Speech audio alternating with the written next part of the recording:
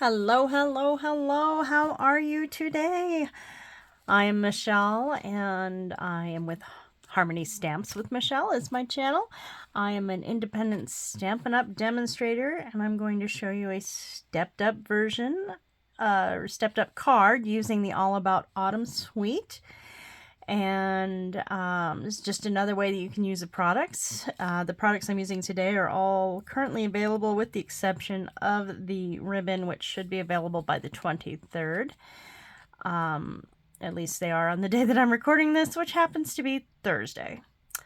But yes, it is the all available. We're going to be using this very vanilla cardstock, which I've already pre-embossed with the falling leaf embossing folder. And I'm going to show you a nice little technique using that to create this card right here.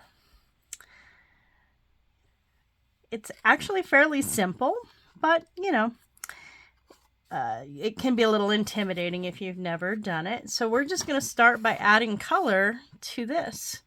And to do that, we're going to use our blending brushes and ink. So I'm going to use Cajun Craze, Crushed Curry, and Mossy Meadow. I'm also going to need a piece of paper because we're not going to want to dip it in the ink and then go full board with the brush. And instead of dipping it in the ink pad, I take a little block and I'm placing that on top of the ink to grab up some of that ink. This way it is not contaminating the ink pad at all. And I'm going to need 3 colors. So this is Crushed Curry. The one I did before was Mossy Meadow. And get a little bit more ink on there. There we go. That's good. And Cajun Craze is going to be the 3rd. What happened to my other block? There it is. It was hiding. It's so amazing how things just disappear when you're not even prepared for them to disappear. So again, I'm just tapping the block on the ink pad and getting ink onto the block. All right. And then I'm going to start with the Cajun Craze. And so I'm just going to grab up some of that ink onto my blending brush. And I'm going to tap it onto my paper to get that first super flush of color so that I'm not dumping a whole lot of color on this. And I just want kind of like this top corner, and I'm just barely touching the paper. I'm circling around it and getting some of those bits, and I'm going to come down here and get some down this way. There's no major rhyme or reason to this. This is just what I came up with. Then I'm going to do my Crushed Curry the same process. I'm just going to grab up some of that ink off of the block. Do a dab on this paper because I don't want it, the mass majority, to get onto this page. And then I'm just going to come in with some of that color up there and a little bit down here. And then I'm going to grab up some of that Mossy Meadow. And it's just so simple to run these underneath the faucet when I'm done to clean them off. Getting rid of some of that extra ink there. And then I'm going to come into the spots that don't have any color yet and do a little bit of extra over even in parts that have some color, just to kind of give it a kind of a fall-like look. And if I feel like I did too much, I can come back over with the yellow, which is going to have green hints to it, but you'll get more of the yellow back in there where you want it. And then I like having just a little bit of extra color over the blank berry vanilla, even though I'm not going to be using that on my card. And so there we have a complete design using Mossy Meadow, Cajun Craze, and Crushed Curry to color the embossed parts of this cardstock. Actually, I'm feeling like I need a little bit more right there because it's a little bit in depth in that one section. But oops, there's another one that could use a little bit more. And if you need more ink, go back to your block, tap it off, and there you go. Perfect. So then I'm going to cut it to size, but I already have it cut for our card today, so I'm not going to do that today. And then I'm going to get my supplies out. And I'm going to set these aside for now because they're going to be parts I do last. I'm going to affix, there it is. I'm going to fix my embossed layer to this little bit of Berry Burst cardstock. I like using my seal. Sometimes with the embossed layers, I'll go ahead and use the Seal Plus just because it's a bit of a stronger hold. And with not as much of it coming in direct contact with the paper, that could be a concern. I know this one will do just fine with seal though, so I'm not that worried about it. So there we go. And on this one I used pecan pie for the card base, but this time I'm going to use copper clay.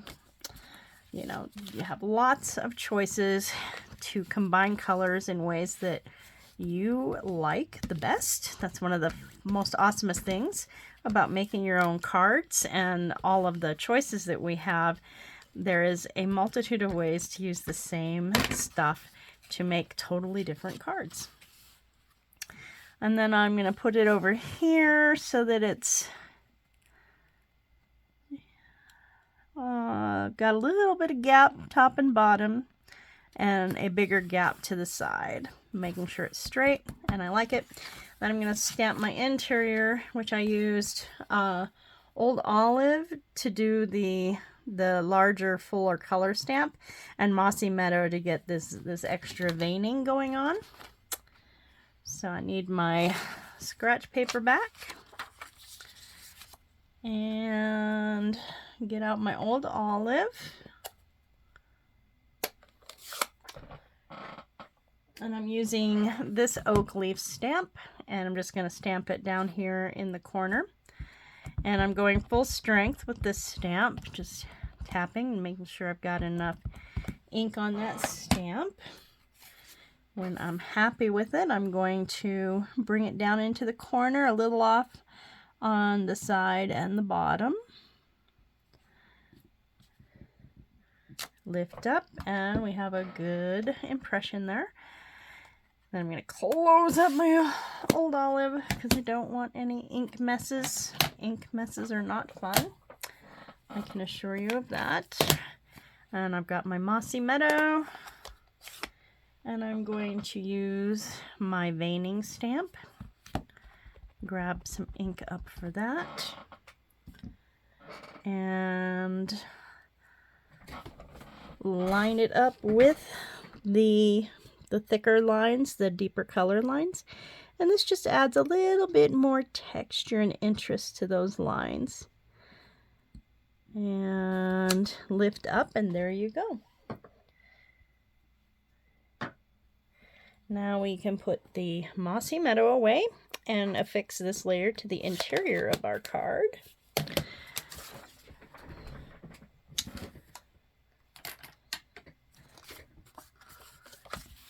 So I'm going to put a little glue on the back side of this cardstock. Open it up, and I want the leaf point or to the lower corner here. And give it a good little line up with about equal distance side to side, and then equal distance top to bottom. I'm happy with that. So now we can close the card. Now the next thing we're going to do is build the top, which is actually fairly easy to do, but I have to start by knowing where I'm going to put things. So I'm going to go ahead and put my dimensionals on these. So so that it'll be easier when it comes time. And with this one being so big, I'm going to have some extra dimensionals on it versus the others.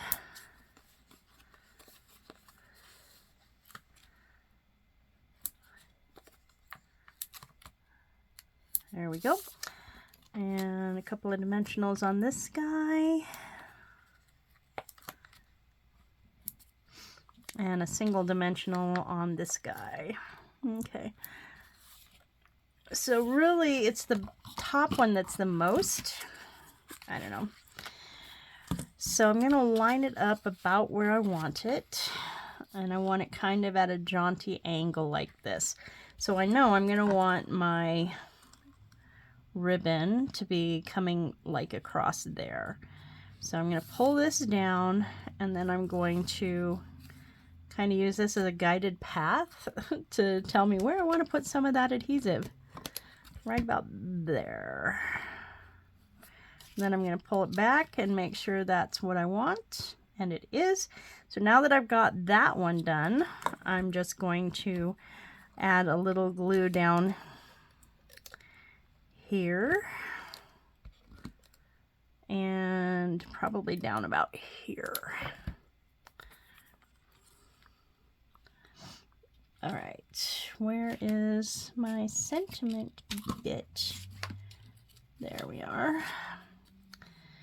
So once again, I'm going to put it on there to kind of give me the idea of where I'm going to want things to go. Yeah, that's going to be good there. So I want it to pivot here and go slightly up in that direction. Okay, and put this here to do another check on where things are, and we're going to want that a little lower actually.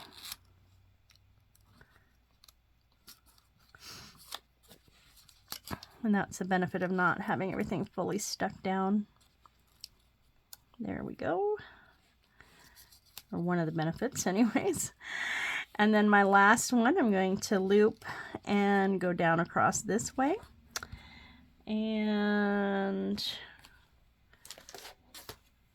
find my snips, which are right here. And do a little cut at the end. Boop, there we are. So I do need to stamp my sentiment, and I'm doing that in Berry Burst. And it's a really pretty one. It says, "Autumn teaches us that change can be beautiful." And here in Colorado, autumn is a beautiful, beautiful time of year when the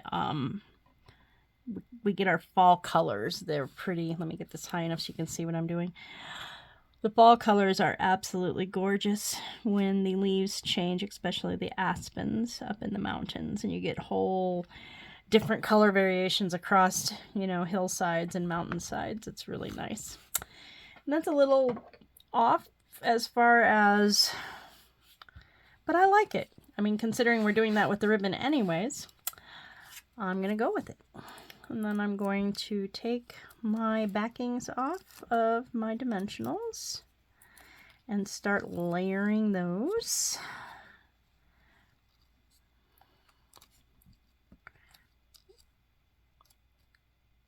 So I want not directly into, just a little bit over is fine, but I think about there. And I need dimensionals for my sentiment.